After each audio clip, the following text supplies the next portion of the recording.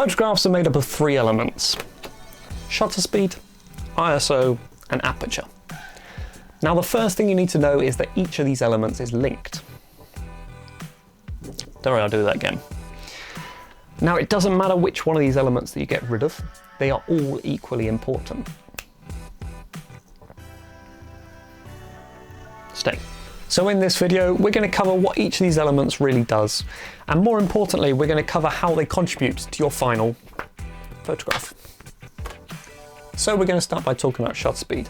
Now shutter speed is a lot like sleight of hand.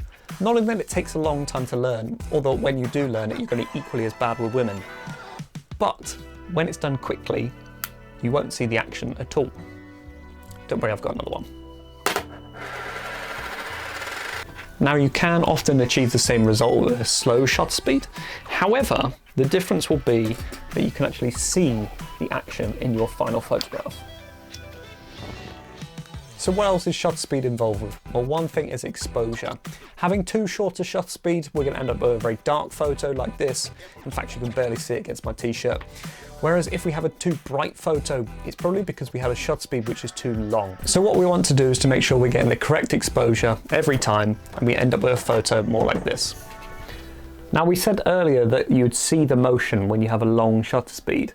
What this means is that in a very short shutter speed, if you have a little bit of motion within your hands or within the camera or even within the subject, you're likely to still get a sharp photo. Whereas for a long shutter speed, you're going to get more chance of motion blur occurring and you're going to end up with a blurry photo more like that. So our second setting is aperture. This is all about the opening in our lens and how much light it's able to let through at any one time. Wow, this is my favorite one to do. Low f 2.8 f22. So a low aperture is f2.8, a high aperture is f22. So this means that when we have a high aperture, we're not getting a lot of light, whereas if we come to low, we're getting a lot of light.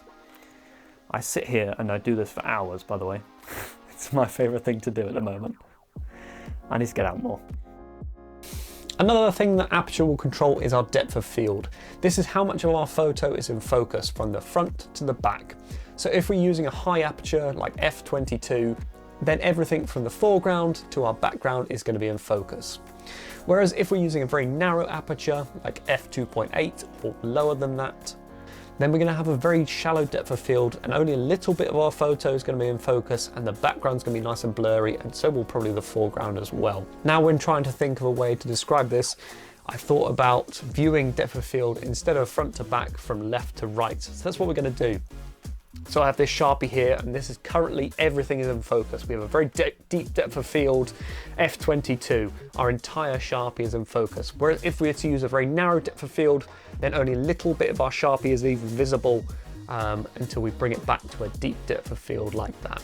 Now before I get to the final camera setting, I just want to say a big thank you for making it this far in the video. It's a very different video from what I usually make, so if you've enjoyed it, let me know in the comments down below and I'll try and make more videos just like this. So our final camera setting is ISO. This is essentially the sensitivity of our sensor. This means that for the same amount of light with a low ISO, we're going to get a little bit of response. Whereas if we use a high ISO, we get a much larger response. Talk about inflation, eh? Now the other thing to think about with ISO is that low ISO will generally lead to very little in the way of noise, whereas high ISO